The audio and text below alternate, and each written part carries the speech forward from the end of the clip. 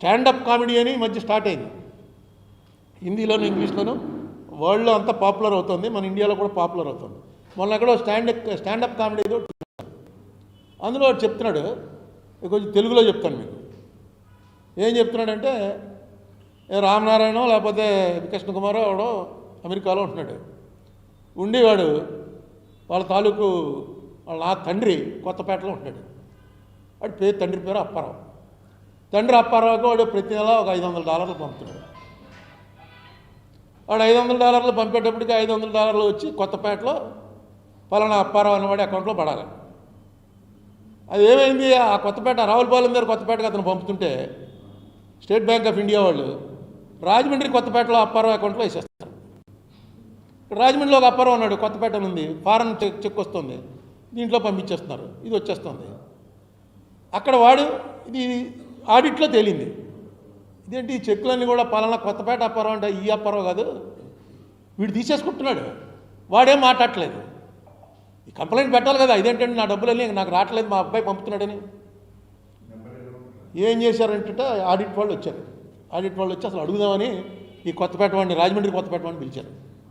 పిలిచి ఏమాయా నీకు డబ్బులు ఎక్కడి నుంచి వస్తున్నాయని. నాకు వస్తున్నాయి కదండి అన్నాడు. అదేనే ఎక్కడి నుంచి వస్తున్నాయో తెలియకుండా ఎలా వాడేసుకుంటున్నావు అంటే మోడీ గారు 15 లక్షలు వేస్తున్నారు కదండి, అది ఏమన్నా దఫదఫాలుగా వేస్తున్నారు అనుకున్నాను. వాడేం మోసం కాదు, ఇన్నోసెంట్గా చెప్పట్టు, దఫదఫాలుగా ఎక్కడికో తెలియకుండా నా దాంట్లో ప్రతి నెల డబ్బులు పడుతుంటే ఏమనుకుంటామండి. నాకు తెలిసి మోడీ గారు మాత్రం వేస్తున్నారు, అది దఫదఫాలుగా వేస్తున్నారు అనుకుంటాను. అమ్మని మరి ఆడిని అడగండి అన్నారు. వాడిని అడిగారు, ఏమయ్యా నీకు నీ కొడుకు పంపుతున్నాడు ప్రతి నెల వస్తున్నాయి, నీ దాంట్లో రాకుండా పోతున్నా నీ కొడుకు నీకు చెప్తున్నాడు నీకు పంపాను అని, నువ్వు తీసుకోవట్లేదు, ఏంటి విషయం? వాడు అన్నాడు నెహ్రూ అని ఎవడో ఉండేబట్టండి, ఆడు కొట్టేస్తున్నాడేమో అని అనుమానం నాకు. మళ్ళీ మా అబ్బాయికి చెప్పాను అనుకోండి, ఎందుకు అతను మనసు పాడు చేసుకుంటాడు, ఇది ఏదో తేలుతుంది, మోడీ ఒప్పుకుంటాడండి, ఏదో రోజున తేలుతుంది. నేను మోడీకి ఉత్తరం కూడా రాశాను, నా బ్యాంక్ అకౌంట్లో డబ్బులు నెహ్రూ కొట్టేస్తున్నాడు, దీని సంగతి కూడా నువ్వు ఎప్పుడో దీన్ని తేల్చాలి రాశాను. అంటే నమ్మకం, ఆయన 15 లక్షల రూపాయలు ఇచ్చారన్నది ఈయన తీసుకుంటున్నాడు అనుకుంటున్నాడు, ఈయన నిజంగా నెహ్రూ గారు దోపిడీ చేస్తున్నాడేమో, అతను దోపిడీ దొంగ కదా. మన మోడీ గారి లెక్క ప్రకారం ఈ ప్రపంచంలో అత్యంత దుర్మార్గుడు ఎవడంటే నెహ్రూ. ఆయన లెక్కది 10 ఏళ్ళు జైల్లో ఎందుకున్నాడంటే ఏవో జేబులు కొట్టేసి ఏవో చేసి 10 ఏళ్ళు జైల్లో ఉన్నాడు. ఆస్తులన్నీ ఎందుకు ఇచ్చేశాడు రా ఈ దేశానికంటే ఏదో దాని వెనకాల స్వార్థం ఏదో ఉండి దేశానికి ఇచ్చేశాడు. నెహ్రూని ఎప్పుడైతే దుర్మార్గుడని అన్నాడో వాడికి చరిత్ర తెలియదనమాట. దాన్ని అంగీకరిస్తున్నాం అంటే మనం కూడా చరిత్ర తప్పుదోవ పట్టించడానికి రెడీ అయిపోతున్నాం. ముఖ్యంగా నేను అడ్రస్ చేస్తున్నది చదువుకున్న వాళ్ళు, ఉన్నత స్థానాల్లో ఉన్నవాళ్ళు. ఒకసారి ఆలోచించండి, ఇదే ఏదో బుక్లే వీళ్ళకి ఆర్ఎస్ఎస్ 100 ఏళ్ళు అని చెప్పేసి అని చెప్పాడే, ఆర్ఎస్ఎస్ 100 ఏళ్ళు నిండిందని. ఆర్ఎస్ఎస్ ఫిలాసఫీ ఏంటండి? RSS philosophy bunch of thoughts. ఇది గురూజీ గోల్వాల్కర్. గురూజీ గోల్వాల్కర్ రాసినటువంటి ఇంగ్లీష్లోకి ట్రాన్స్లేట్ చేశారు బంచ్ ఆఫ్ థాట్స్. దీన్ని వాళ్ళు ఖురాను, బైబిల్, భగవద్గీతను ఎలా ట్రీట్ చేస్తారో అలా ట్రీట్ చేస్తారు. దీనికి తెలుగు ట్రాన్స్లేషను పాంచజన్యం. ఇది కూడా రిలీజ్ అయింది 72లో 73లో వచ్చింది. నేను అంతకుముందు ఆర్ఎస్ఎస్కి వెళ్ళేవాడిని, ఈ పుస్తకం చదివాక నేను మానేశాను.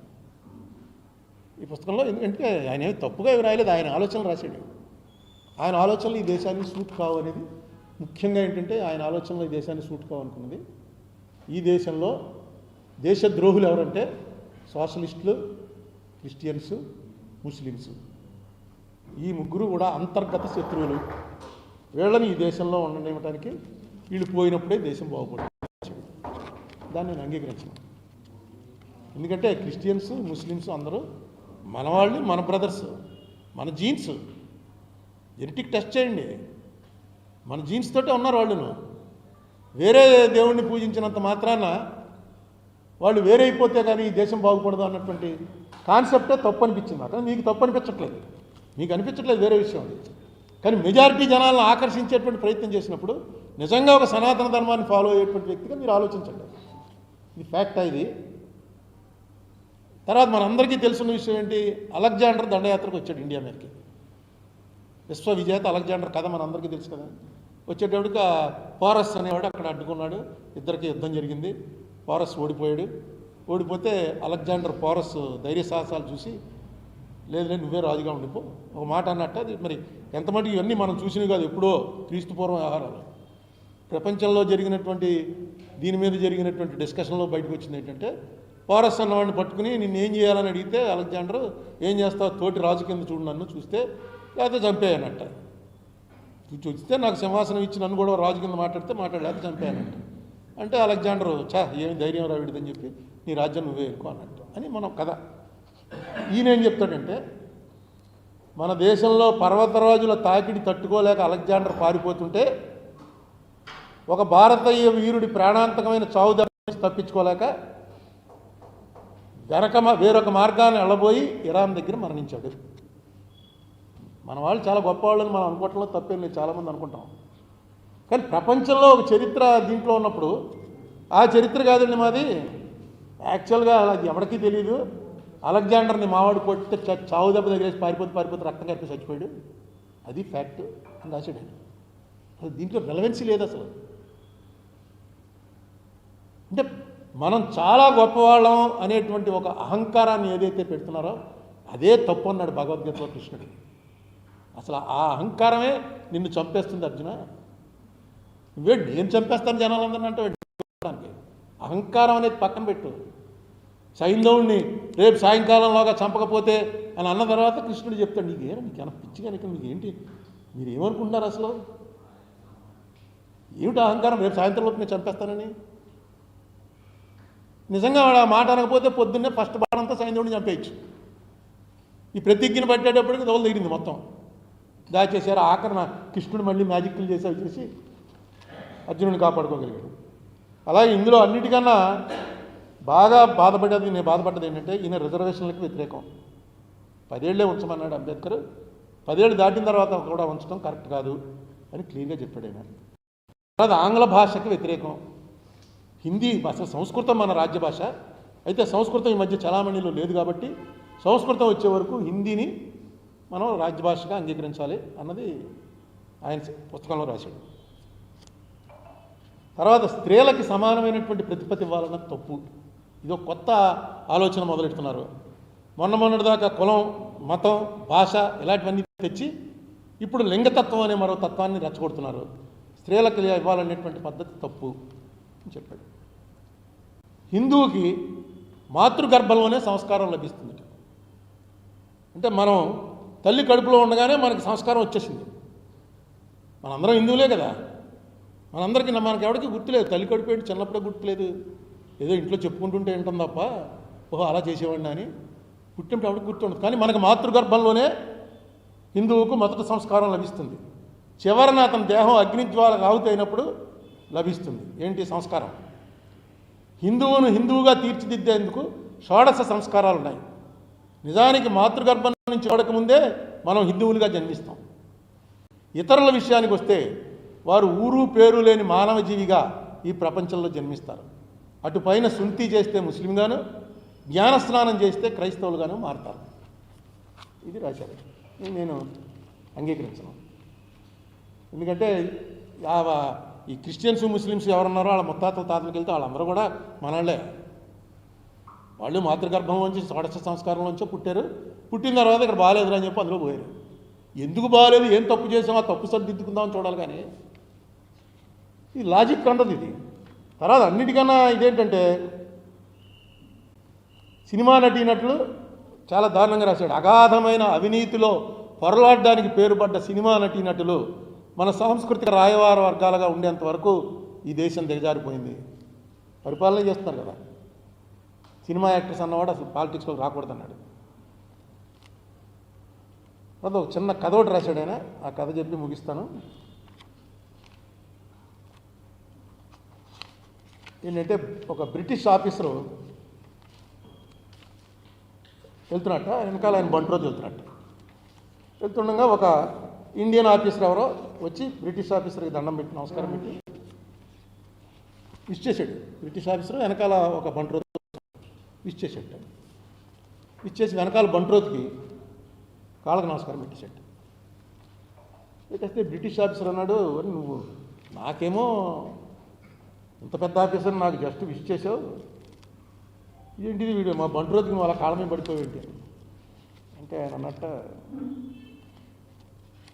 "నువ్వు హోదాను బట్టి ఆఫీసర్వి, ఆయన బ్రాహ్మడు, పుట్టుకతోటే పూజ్యనీయుడు ఆయన, అందుకని ఆయన కాళ్ళ మీద పడవలసి వచ్చిందని. బ్రాహ్మడు ఆయన రాసిన దాంట్లో అందుకని ఆయన కాళ్ళ మీద పడడం మా సంస్కారం" అంటే ఆఫీసర్ వెంటనే బ్రిటిష్ గవర్నమెంట్కి లెటర్ రాశాడు, ఈ సంస్కారాన్ని మనం నిర్మూలించే వరకు, ఇలా బ్రాహ్మణ కాళ్ళ మీద పడే సంస్కారాన్ని నిర్మూలించే వరకు ఈ దేశం మన చేతిలోకి పూర్తిగా రాదు. కాబట్టి వెంటనే దీని విషయం తేల్చండి.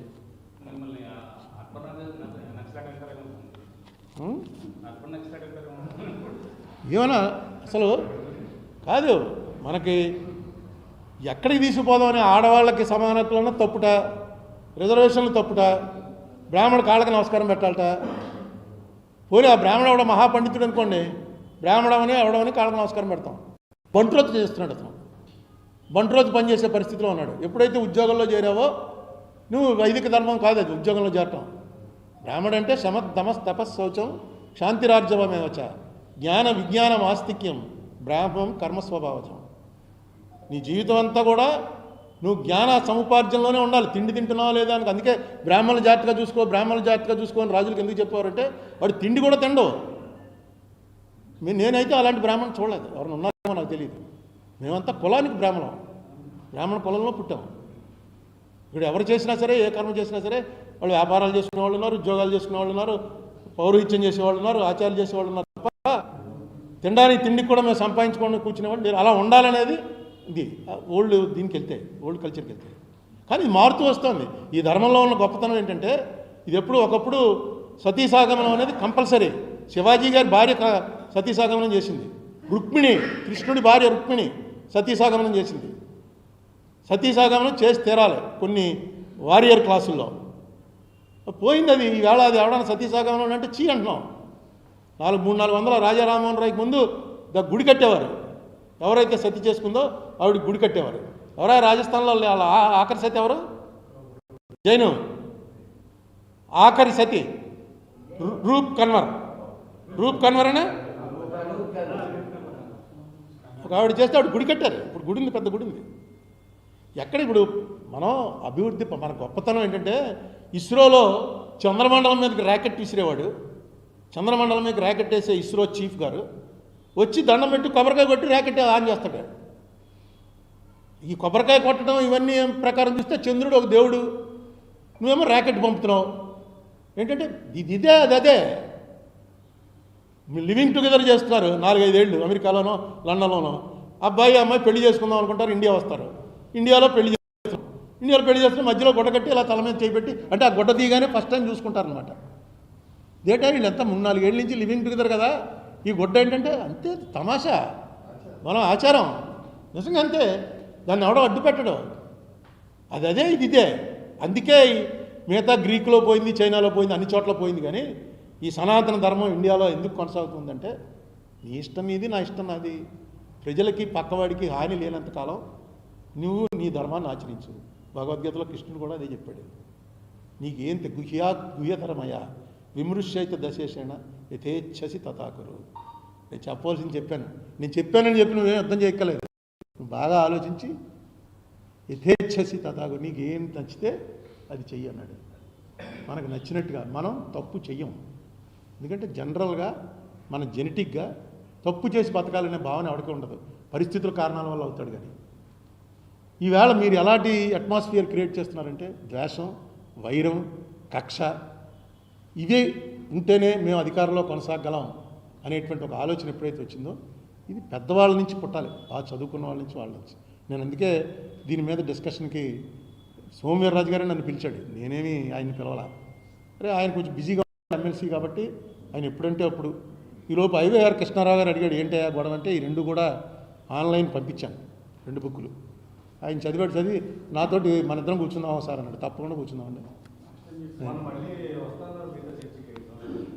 అడిగారా? తప్పకుండా రావాలి. ఎందుకంటే చర్చ అనేది బుక్ మీద చర్చ. ఇది ఈ బుక్ మీద ఆయన అభిప్రాయం ఆయన చెప్తాడు, నా అభిప్రాయం నేను చెప్తాను. అందులో ఇది established law of the RSS. Law of the RSS is bunch of thoughts. అంతకు ముందు ఉన్నాయి బుక్కులు. ఓ బుక్లో అయితే జర్మనీలో యూదుల్ని హిట్లర్ ఏదైతే చేశాడో ఇక్కడ ముస్లింలు కూడా అదే చేయాలి అని రాశాడు. ఎవరు? ఇదే గోల్వాల్కర్ గారు. అయితే తర్వాత ఏమన్నారు వాళ్ళు, ఆ బుక్ నేను రాయలేదు, అది సావర్కర్ గారు రాసిందని నేను ట్రాన్స్లేట్ చేశాడు తప్ప ఆయన రాయలేదు అన్నారు. దాని జోలికి వెళ్ళాం మనం. నేను రాయలేదు అన్నాక మనం ఎందుకు వెళ్తాం? అలాగే ఇది క్రికెట్ ఆట తప్పు అన్నాడు, సినిమా వాళ్ళంతా తప్పు అన్నాడు, రావటం తప్పు అన్నాడు, ఆడవాళ్ళకి సమాన హక్కులేంటి, ఈ గొడవ ఏంటి, అది చాలా తప్పు అన్నాడు. హిందీయే మన రాజ్యభాష, దేశం అంతా హిందీ ఉండాలి. ఆ తర్వాత ఇంకో ముఖ్య విషయం, అసెంబ్లీలు వద్దన్నాడు ఆయన. ఒకటే ఒకటి దేశం అంతటిని పరిపాలించే ఒకే సభ, పార్లమెంట్ ఎక్కడుందో అది ఉండదు. అదే మోడీ గారి ఐడియా, అదే మోడీ గారి ఐడియా, అక్కడ ఉండాలన్నాడు.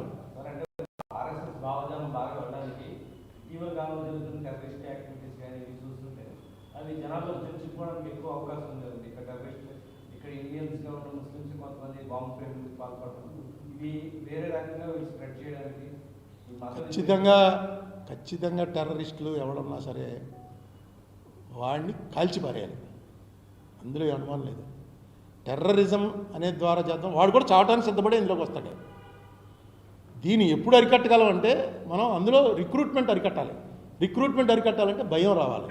టెర్రరిజం అరికట్టడానికి అంతకన్నా ఏం లేదు. నీకు భగవాన్ కృష్ణుడే చెప్పాడు ఏమని, తన ప్రాణాలు పోయినా పర్వాలేదు అనుకుని యుద్ధంలో దిగిన వాడితోటి సాక్షాత్తు నువ్వు కానీ నేను కానీ ఇంద్రుడు కానీ ఎవడో జయించలేమన్నాడు. తన ప్రాణాలు పోవాలని రావటమే టెర్రరిస్ట్. ఇదే మాట మహాభారతంలో ఉంది. కెనడీ చెప్పాడు. కెనడీ ఏమని చెప్పాడంటే, తనను తను చంపుకోవడానికి సిద్ధపడి ఎవడన్నా నన్ను చంపడానికి కనుక ప్రయత్నిస్తే ఎంత సెక్యూరిటీ ఉన్నా ఎవరో ఆపలేరు. వాడు చంపేసి పారిపోదామంటే ఆపగలరు, కానీ తను చచ్చిపోవడానికి సిద్ధపడి సూసైడ్ బాంబర్స్ వస్తున్నారు, ఎవడో ఏం చేయలేడు. దాని కాన్సెప్ట్లో కొట్టాలంటే ముందు నీకు అభద్రతా భావం రాకూడదు. ఈ దేశంలో ఉన్న ముస్లిమ్స్కి, ఈ దేశంలో ఉన్న క్రిస్టియన్స్కి, ఈ దేశంలో ఉన్న అన్య మతాల వాళ్ళకి ఎప్పుడు ఈ దేశంలో నేను భద్రతలో లేనురా అనేటువంటి ఒక భావన వచ్చిందో అక్కడి నుంచే పుడతాయి ఈ టెర్రరిజం ఇవన్నీ. ఆ భావన మనం తగ్గించడానికి మనం సిద్ధంగా ఉన్నాం. ఈ దేశ ప్రజలెవడికి ఆ గొడవ లేదు. పొలిటికల్గా వచ్చి ఇంజెక్ట్ చేస్తున్నారు. ఈ చేసే దాంట్లో ఎక్కువ మంది మేధావులు వెళ్ళిపోతున్నారు అందులోకి. అది కారణం అంటే నాకు తెలియట్లేదు, కానీ చాలా తప్పు చేస్తున్నారు. చరిత్ర ఒకసారి చూసుకోండి. ఈ దేశంలో కులాలు మెయిన్. ఇక్కడ కులాల మీద బేస్ అయినదే మన సమాజం. ఈ రోజున మతం మీద నువ్వు పెడుతున్నావు, రేపు కులం మీదకి వస్తుంది. భాష మీద జరిగింది. భాష మీద ఏ లెవెల్లో జరిగిందంటే మతం కూడా కాదు, భాషే ప్రధానం అని చెప్పి మనం ఏదో ముస్లిమ్స్ అంతా ఫెనటిక్స్ అది ఇది అనుకుంటాం. ఏం కాదు. బంగ్లాదేశ్ ఎందుకు విడిపోయింది? వాళ్ళు బెంగాలీ వాళ్ళు మేము ఈ పంజాబీ వాళ్ళ ఆధిపత్యం సహించలేము, అక్కడి నుంచి స్టార్ట్ అయింది. జై బొంగ్లా, సోనార్ బొంగ్లా అంతా ముస్లిమ్సే. సో ఇక్కడ నువ్వు ఏదో వాళ్ళు మనుషులకు కావాల్సింది ప్రధానంగా నీ ఇంట్రెస్ట్. ఆ ఇంట్రెస్ట్ కాపాడి వేళ నెహ్రూని తిట్టడం అనేది ఎందుకు తిడుతున్నారంటే, నెహ్రూ మనవలు వాళ్ళు ఇంకొన్ని అంత నెహ్రూ అంత దుర్మార్గుడు అయితే మరి అదే కుటుంబానికి చెందినవాడు వరుణ్ గాంధీ మీ పార్టీ ఎందుకు పెట్టుకున్నారు? మేనకా గాంధీని మీరు మంత్రిగా ఎందుకు ఇచ్చారు? నెహ్రూ అదైతేను. కాంగ్రెస్ ఉండకూడదు. ఎందుకంటే కాంగ్రెస్ అనేదానికి మూల పురుషులు ఎవరు? మహాత్మా గాంధీ, జవహర్లాల్ నెహ్రూ, వల్లభాయ్ పటేల్. గాంధీని మనకి ప్రభుత్వం టార్గెట్ చేయదు, పార్టీ టార్గెట్ చేస్తుంది. అదో ఇదనమాట. గాంధీ ఇలా చేశాడు అలా చేశాడు అని. గాంధీ ఎందుకంటే ప్రపంచవ్యాప్తం అయిపోయాడు. గాంధీని ఏమన్నా అంటే ప్రపంచం అంతా తిట్టేస్తుంది. ఎందుకు వచ్చింది ఆ రిస్క్ అని? నెహ్రూ దాకా. నెహ్రూ గాంధీ వేరు కాదు.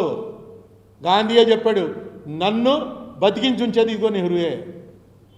నెహ్రూ నిరాహార దీక్ష చేస్తుంటే గాంధీ చెప్పాడు, బాబు నువ్వు నిరాహార దీక్షలు అయి చేయకు, అన్నం తిను, నువ్వు బతికొండడం చాలా అవసరం. ఎందుకంటే ఈ దేశంలో మన కల్చర్ ఏంటో ప్రపంచానికి చెప్పగలవాడివి నువ్వు ఒక్కడవే.